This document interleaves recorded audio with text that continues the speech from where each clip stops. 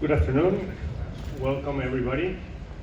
On behalf of LATAM and the 42,000 people that work in our group, I'd like to extend to you a very warm welcome to Brazil, and I hope you enjoy in the next couple of days the warmth and the joy of the Brazilian people. Thank you very much for being here. 1999 was the last time an AGM was hosted in South America. It actually was hosted in this same city of Rio. I wanted to reflect a little bit on what has happened since then. I'll give just a few words and then we'll pass it on to questions.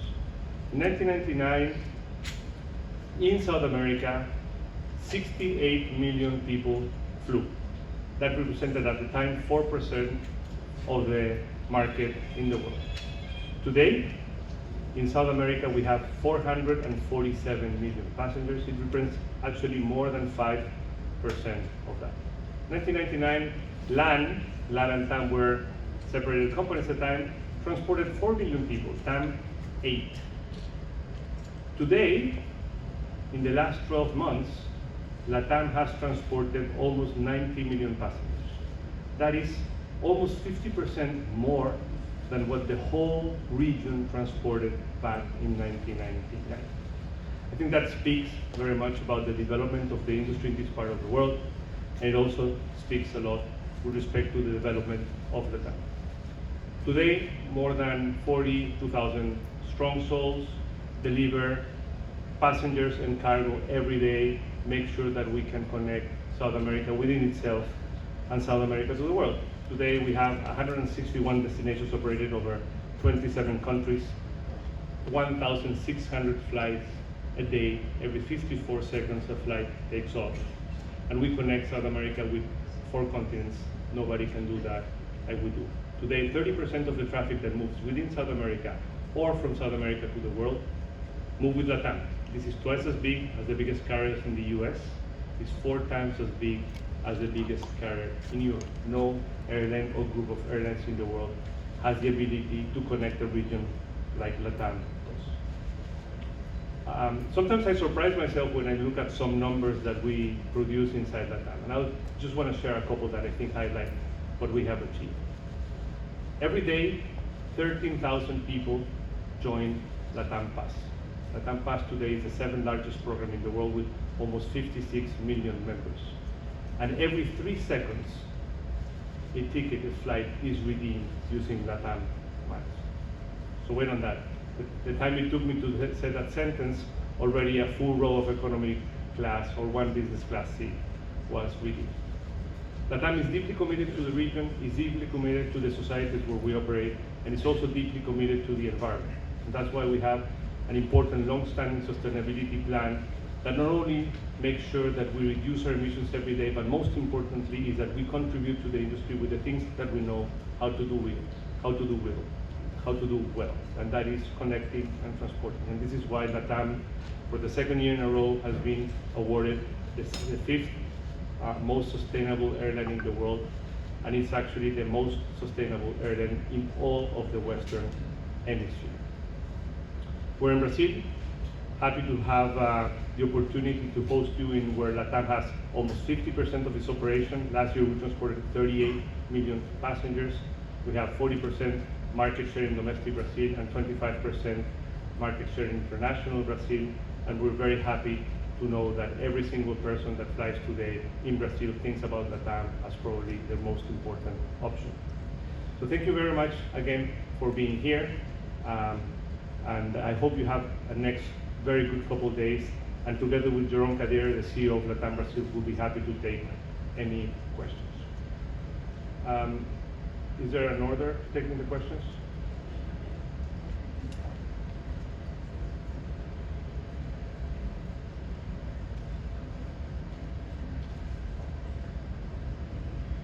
Hey guys, Christian Favaro from Valor Econômico. I think to start, it would be great having some thoughts from you guys regarding the current scenario of jet fuel and the impacts and how that made the company kind of change or updates the projections for the future. Some thoughts from it would be great. And in terms of impacts on the Brazilian market, do you see any adjustments in the near future? Thank you very much. Thank you. Well, as we know, of course, the fuel price increases have been important and sharp over the last 3 months. I think that there's two important considerations regarding this and the industry today. This is the moment when you realize that a strong balance sheet and strong financials are a key sustainable advantage to companies. LATAM has the most important, the best balance sheet of the industry in any country where we operate, and at the same time has the least exposure to traffic that is affected by increases in prices. So LATAM is in the best position to withstand the situation. I personally believe that even if the conflict in the Middle East were to stop today, we will probably still see higher prices for a while, because we have to recover the inventories that have been withdrawn to continue not only flying but also ground transportation. So our scenario is that prices are going to remain high for the remainder of the year, even if hopefully we reach a peace agreement in the Middle East. The industry as a whole has adapted. This industry is extremely resilient. Over the 25 years I've been in this industry, I've seen many crises. I've seen the industry adapting quickly to the situation, and I think the industry in general is compensating really well. It is normal to see capacity adjustments. Normal marginal flying is already being adjusted by many companies, even also LATAM. And LATAM will continue making sure that we operate to please and benefit our customers where it makes more sense. I think at the end of the day, what we will see is a new balance in this industry, where if the prices doesn't come down significantly in 2027, we will see a rebalancing of capacity, because that's the best way of balancing the economic equation of the industry. But in general, I'm relatively optimistic, because I think LATAM is in the best situation to withstand this crisis. With respect to domestic Brazil, the last part of your question, again, LATAM, I think, has the best coverage for this particular situation because of the quality of the traffic we produce. The premium traffic in LATAM is growing faster than its capacity, and it's growing faster in its revenues.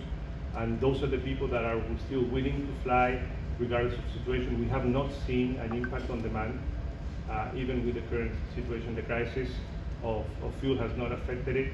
So in that sense, I remain optimistic.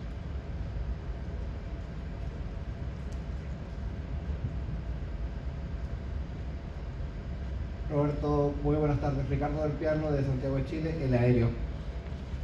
Antes de aterrizar en Brasil, LATAM tuvo, o en su minuto la historia de LAN, lo que no todos, que muchos recordarán, tuvo un aterrizaje muy importante en el Perú. Y el Perú fue la base, fue el primer país de la expansión de hoy fue LATAM. Hoy tenemos un escenario sumamente complejo. ¿Y cómo ven desde LATAM cuando la cooperación entre las líneas aéreas, la industria mejor dicho, y los gobiernos no se está dando, o se firman acuerdos en temas tan importantes como es un contrato con concesión del aeropuerto? En ese sentido, ¿cómo están viendo el escenario en Lima, considerando las futuras inversiones, la colocación de los Airbus A321XLR en esta ciudad, y la posibilidad de mover la operación en Lima, o con qué características hay, tomando en consideración, por ejemplo, el escenario en Bogotá, el escenario en Caracas, que se está abriendo, y otras oportunidades en la región? Bien, Perú ha sido y sigue siendo un mercado importante para LATAM. Uno de nuestros hubs más importantes se encuentra en Lima. Y nosotros tenemos un plan de inversiones de aproximadamente $1.500 millones en flota en Perú, que nos encantaría ejecutar. La existencia de la tasa de conexión internacional en el Perú, desde nuestro punto de vista, no solamente es una mala política pública, sino que es un incentivo gigantesco a que el turismo y el tráfico en Perú caiga y eventualmente sea secundario. A mí me encantaría ver que lo que nosotros tenemos pensado para invertir en Perú se haga una realidad, pero yo creo que es correcto decir que, dadas las circunstancias, esas probabilidades hoy en día han bajado. Tenemos otras aplicaciones posibles para el 321XLR, puede operar rutas desde Brasilia, puede operar rutas desde Fortaleza, pero nuestra intención sería poder seguir desarrollando el mercado peruano de la manera que lo hemos hecho en los últimos años, y para eso tienen que darse las condiciones. Recientemente el gobierno peruano y el concesionario firmaron una adenda para eliminar la tasa de conexión doméstica, y yo me hago la pregunta cuál es la diferencia entre la tasa de conexión doméstica y la tasa de conexión internacional. Si la tasa de conexión doméstica era una mala idea y por eso la eliminaron, ¿por qué no eliminaron la tasa internacional? Así que estamos atentos, creemos que esto ya tiene un impacto definitivamente, no solamente en nuestro tráfico, sino que el tráfico de otros competidores ha caído. La caída en tráfico entre Santiago y Lima es de prácticamente 10% según cifras públicas de la autoridad chilena en lo que va del año. Y Perú es el único país en la región que no ha recuperado la cantidad de turistas que tenía antes del 2020. Y esto simplemente, desde nuestro punto de vista, hace que esa probabilidad de recuperación sea lejana. La capacidad que tiene Perú de hacer que su economía crezca y se alimente el turismo es gigantesca. Es uno de los países más interesantes para visitar en la región, pero lamentablemente situaciones como esta lo único que están haciendo es evitar que el país se desarrolle en una industria tan importante como el turismo para el país. El mercado de Venezuela, que también preguntó él. ¿Preguntaste sobre Venezuela también? La casa de LATAM es Sudamérica, y en ese sentido, en la medida que nosotros encontremos oportunidades de desarrollo en cualquiera de los países en donde operamos o podemos tener operación, va a ser interesante. Yo creo que lo que está sucediendo en Venezuela es interesante observar. Ya veremos en el futuro próximo cómo eso se desarrolla, y por lo pronto lo que hemos logrado hacer es recuperar los vuelos que teníamos entre Bogotá y Caracas, y eventualmente evaluaremos otros destinos desde nuestros hubs hacia Caracas, y ojalá Venezuela pueda recuperar lo que fue en su minuto una industria bastante pujante. Hace 25 años el tamaño de la industria de Venezuela y de Colombia eran prácticamente iguales. Hoy en día la industria colombiana es 10 veces más grande que la industria venezolana. Olá. A gente tem alguns projetos no Brasil focados em trazer empresas do exterior para operarem em voos domésticos, principalmente na região da Amazônia. E ao mesmo tempo a gente tem um projeto da aviação comum do Mercosul. Como que a empresa está vendo isso? Ela tem presença na região própria, poderia fazer esse tipo de operação também, mas isso significa alguma ameaça de alguma forma, ou é uma vantagem para o grupo e para a LATAM de cada país? Então, voy a tratar de falar portuñol, ¿ok? Mas eu prefiro inglês. Ok, voy a tratar. I'll go for English, okay. I think over the last 20 or 25 years, the industry in the region has opened up. Now we have bilateral agreements that are in most cases open. I think that the benefit that brought has been shown in the development of the industry that I showed. And I think that open skies within the Mercosur region would be potentially positive for the industry, but not necessary for continuing the development of the industry going forward. If that's the case, if at the end of the day countries in the region find a way of opening the skies within the Mercosur system, I think that will be great for aviation, but I don't think we need to wait for that to continue developing the industry in the future. There's an interesting data point that I'd like to share. Of the 10 largest domestic markets in the world, the one that grew the most last year was Brazil. So the potential is there. I think that what we need is a set of public policies that allow our industry to develop. You know, this is a large part of the world, in sometimes cases isolated. We have jungles, we have mountains, we have deserts. It's not easy to move. And some of the cities that we have within the countries and across countries are very poorly connected. So the main factor, if you ask me, to develop the industry is not necessarily going to a single sky. It would be great, but I think that there are other priorities that would improve the situation faster. One of them is the cost of flying in this region. I mean, taxation, taxes, and fees have only increased. In some countries, like in Colombia, the cost of the taxes and the cost of the fees is more than the price of the ticket.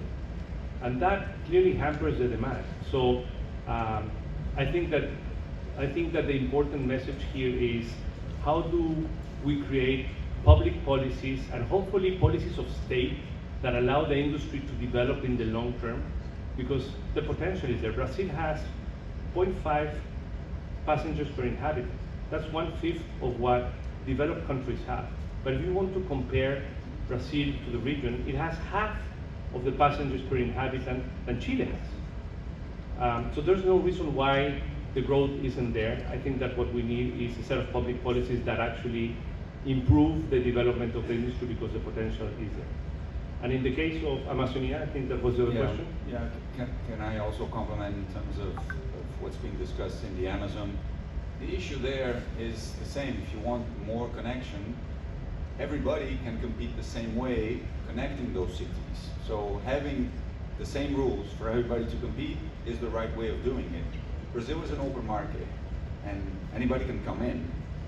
They have to come in with the same rules that Brazilian companies do need to apply in terms of labor, in terms of regulation. That's what we believe will be also respected with anything in the Amazon. Hello, Roberto here in your left. Here. Mateus from Melhores Destinos. I have a question that's more specific on the Middle East.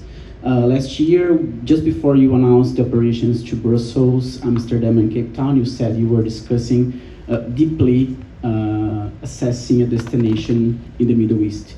Of course, we now have the war. So I would like to understand how far did LATAM go on this analysis, and at what extent, of course, the war became a hurdle for the eventual announcement of this destination in the Middle East, and not only on the Middle East, but other potential long-haul destinations. We constantly evaluate opportunities. As you mentioned, this year we opened 2 destinations in Europe, and we're about to open a second destination in South Africa with the start of our Cape Town flights in July.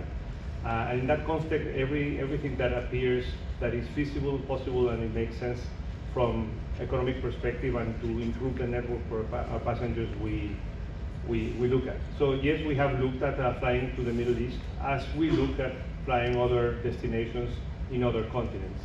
The current situation in the Middle East, I think, gives us time to pause and see how that develops. But our aim at the end of the day is we don't think about specific regions as a goal. What I think, or what we think about is what is the best use of the fleet we have? How can we provide more choice to the passengers? And if that's another destination in Europe, like the 10th one we just opened in Belgium, or a new continent, like it would be in Asia if we flew to the Middle East, or we retake our flights to Tel Aviv, which we flew until 2019, that'll be the case. So we're always on the look, and I wish I had more airplanes. I wish that our framers actually deliver the airplanes on time. If I could do that, probably we would see more destinations coming faster.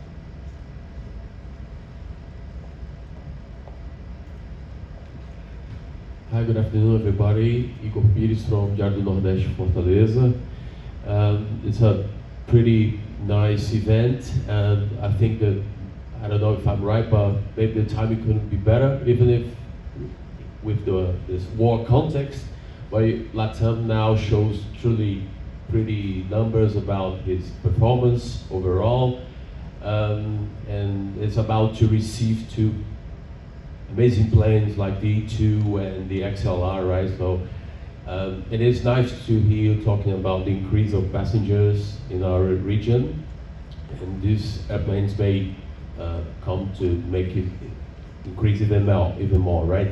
So if you could say a little more about how LATAM being prepared to receive the E2, and we hear a lot too talking about it just starting before with increasing frequencies, but if you could give a little bit more details about today you are serving 62 destinies in Brazil, but we hear that these 50 airplanes will serve almost all of them in Brazil, so it's naturally hard to believe that you won't have a really nice increase in destiny. And how it is even better to hear talking about XLR in Fortaleza in Northeast. And if it is possible to give more details, how are we going to be, for example, in Northeast with these new 2 beautiful airplanes? Thank you. I'll take that, and eventually if I forget something, you can compliment me. We see flexibility in the way the E2 will complement our network and our fleet. Not only opening new destinations, and this will happen, and will probably communicate what those new destinations are for the first E2s in a month or so. So probably more by the end of July, we'll know where we'll fly because we're still making the plans. But not only new destinations, but it improves the product, where today we fly maybe once a day, and eventually even fly twice a day with a smaller plane, or eventually complementing what you do today with the Airbus family. So it's really nice in the way it will allow us a better coverage and a better product at the same time. In addition to that, as you know, the E2 has also a setup of no middle seat, so this also helps in the comfort of the passengers that will be taking those planes. For us, it's not a radical change in our network strategy, but it's a complement to the current strategy. If you remember, just before the pandemic, we were flying a little more than 40 destinations with the Airbus family in Brazil. We're already more than 60. So we have been growing destinations regardless of whether we had the E2 or not. It'll just allow us to continue the same move we've been having over the last 5 or 6 years. Regarding the XLR, Roberto, if you want to take this, I think it's better. Yeah, just to complement on the Embraer fleet first.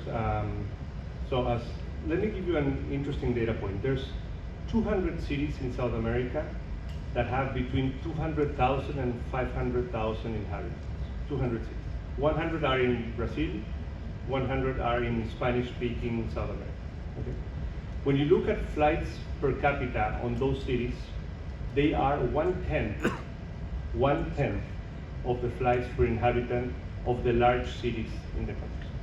So actually what we have in this region is a few large cities very well connected and many small cities very poorly connected.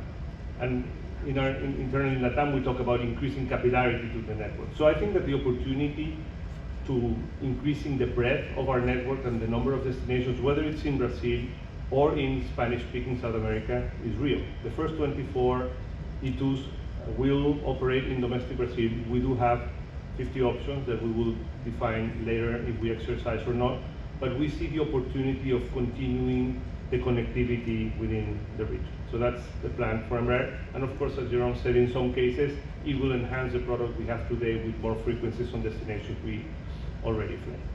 And with respect to the XLRs, as I mentioned, the XLR is a very fine plane. I think the XLR works well in the network of LATAM. I think that to fly an XLR, you need to have a large network with a number of destinations and routes and locations where you actually can deploy a fleet of a size. And in that sense, as I said in the beginning, we have options. We have the option of Lima, we have the option of Brasilia, we have the option of Fortaleza. We have actually other cities that were to be an options. It was in the plans initially to deploy it in Lima. In the current circumstances, that's an open question now. And as I said, the probabilities are clearly lower. And we hope to have a good conversation with the upcoming Peruvian government. Do remember that there's an election on Sunday. We'll have the opportunity to explain the benefit of the XLR into Peru. And if that is not the case, then we will go into looking at the other opportunities we have for that. So stay tuned. We will know how this goes in the next few months. Hello, I am Claire Boulot from the French magazine Challenges. At the moment, there are 2 European airlines, Air France-KLM and Lufthansa, that are willing to buy the Portuguese airline TAP, and one of the goals of that is to extend their presence in Latin America and their network over there. Are you worried about that competition which is coming? What was the question? Are you worried? The only thing I'm worried about is LATAM. At the end of the day, we are a company that competes with the biggest carriers in the world, in all the markets where we operate. And what is important is that we have to deliver a product that makes our passengers prefer us. And if it doesn't matter if it's a European carrier, a US carrier, an Asian carrier, or a local carrier, our goal is to make sure that people at the end of the day choose LATAM. We have seen consolidation in this industry in several geographies happen in the last years. I think this is a trend that will continue. we'll see what happens with the transaction of the selling of TAP, and we will understand exactly the outcome of this, and then we'll plan accordingly. But in the case of us, what matters is that what we can do with our network has huge potential, and as we have grown to the 10th destination now in Europe, we believe that we have a very good offering for Brazilians and South Americans to go to the old continent. Hello, Thomas Haynes from Airliner World magazine, just over here. You've talked about the XLR and the E2. Could you talk a little bit about the fleet strategy within the wide-body space and how that might develop over the next few years in terms of renewal? And of course, you used to have the A350s. Do you miss having that capability from the A350s? And then separately, if I can, on airline alliances, do you see a future within an airline alliance, perhaps rejoining One World? So yes, as you say, we at some point in time operated both the 350 and the 787. During the pandemic, we decided to simplify our fleet. We remain with the 787s. Today we have 18 787s on order that will be hopefully delivered in between now and the end of the decade. We're very happy with the aircraft. We believe it really suits the needs of our network, both in size and in range. I also believe, because we operated, that the 350 is a great product as well. They're very competitive, they're very close one to another.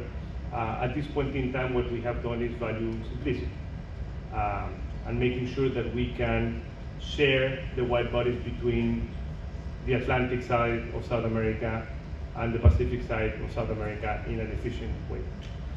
We still have 9 767s that we operate out of our Lima hub.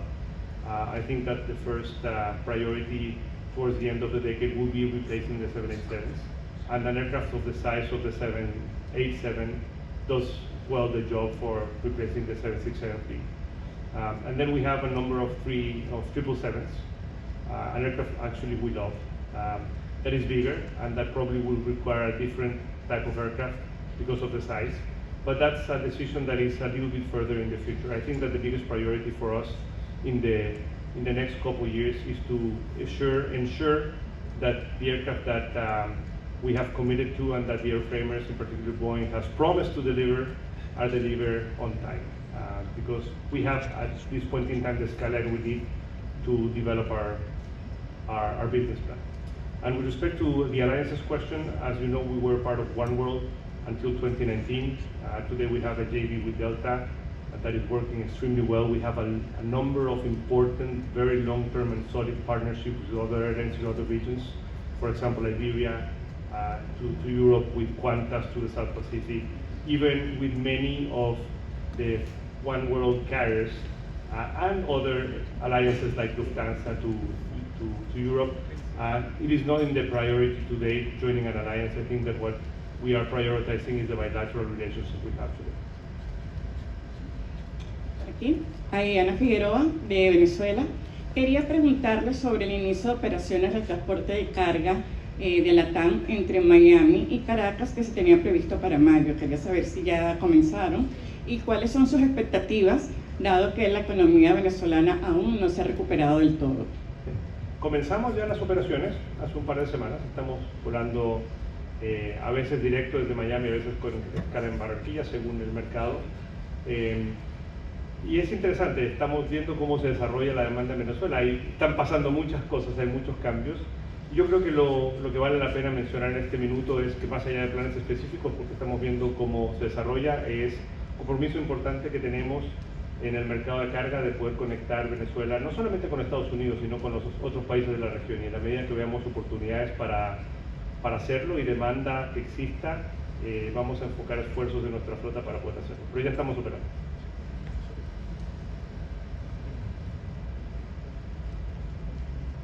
Yeah. Rafael Moldes from La Libre Belgique here. Aquí? Okay. Easy. Okay. You see me? Okay, Yes. Rafael Moldes from La Libre Belgique, Belgium. As it was mentioned, you had Brussels as new destination recently. Can you explain how important it will be for your network and a little bit more about your agreement that you have with Brussels Airlines? Yes. I think that LATAM today stands to try to cover, again, for our passengers, the destinations that matter to them. The start of our Brussels flights, it's only a couple flights until now, has been very, very good. We are very pleased, very happy. We started, as you know, with a limited number of frequencies per week, free at this point in time. And I think that if demand, we see a development and we can develop the market, we can think about improving or increasing our operation to Brussels. But after 25 years, Belgium and Brazil have been united together by air, and we are very proud that we are the carrier that is doing that. We have very good relationship with the Lufthansa Group, and we're looking forward to increasing the cooperation we have with them, in this particular case with Brussels, in the lovely country you have there.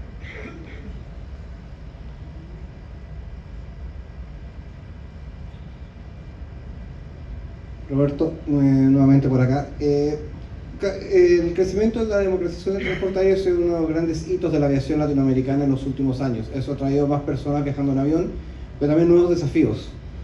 Uno de los últimos desafíos que enfrenta la industria son los pasajeros disruptivos. Hemos tenido un caso muy importante y muy grave acá en Brasil, y que se multiplican no solo en LATAM, sino en otras aerolíneas.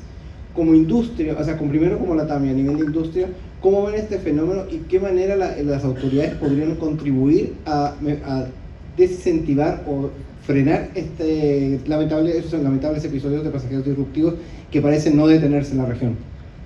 Como tú bien dices, es lamentable, y lamentablemente la cantidad de pasajeros disruptivos ha aumentado en valor absoluto y ha aumentado también como proporción de los pasajeros totales.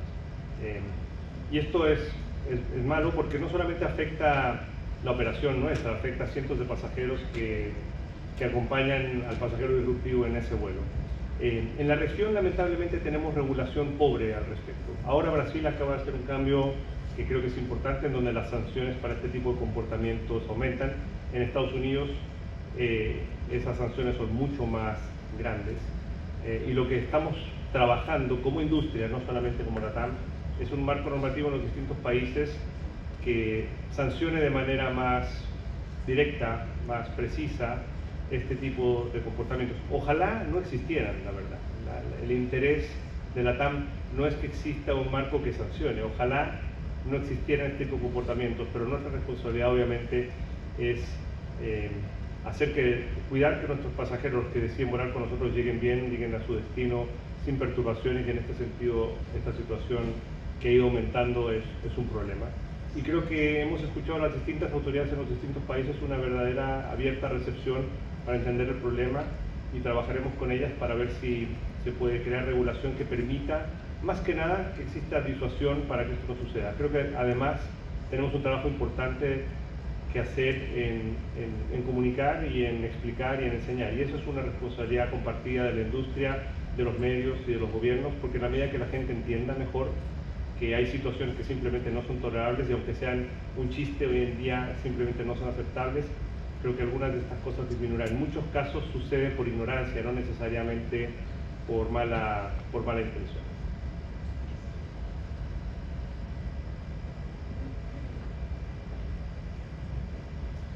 Olá, Mariana do Jota. Jeremy, você disse recentemente que o fim da escala 6x1 no Brasil poderia afetar os voos internacionais no país, né? Eu gostaria de entender direito a sua posição a respeito disso, se essa é a posição da empresa a respeito da mudança na legislação, e também como a LATAM está se preparando caso aconteça de fato o fim da escala 6x1. I'll go in English if that's okay. Yes. The change in legislations that's been discussed has impacts in all industries. If we could separate in two, we have ground and air. Folks on the ground, LATAM is very close to what is the desired state of this transition to eliminate the 6x1 work schedule. So adjustments will be made, and they're possible. When we look at all crew members, pilots, so everybody that works in the air, we have over the last years discussed many times and adjusted the regulation, looking at competitiveness and safety always of this population. And we agree Today we have a competitive environment that, if it is respected, as the government told us that will be respected, all those discussions in the future state of the law, there will be no impact. But it needs to be respected and needs to be reflected in the law, in the way it's written. What you referred to as my comment from a couple of months ago was, when we look exactly at what's written, still some adjustments are needed, not to affect, for instance, an 8-hour work schedule that will eventually have an impact on longer flights.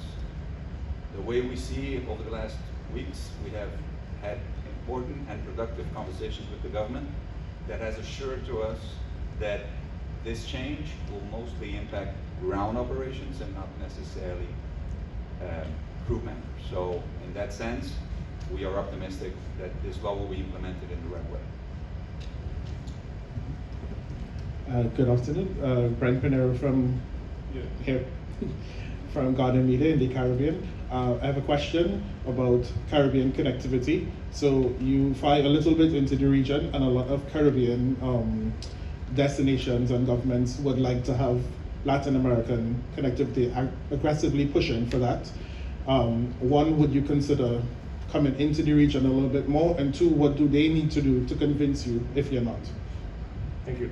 About, I would say, 10 years ago, we started a strategy to fly more into the Caribbean, and we have added a number of destinations. Today we fly to Dominican Republic, we fly to Aruba, we flew to Jamaica, we fly to, well, San Jose in Central America.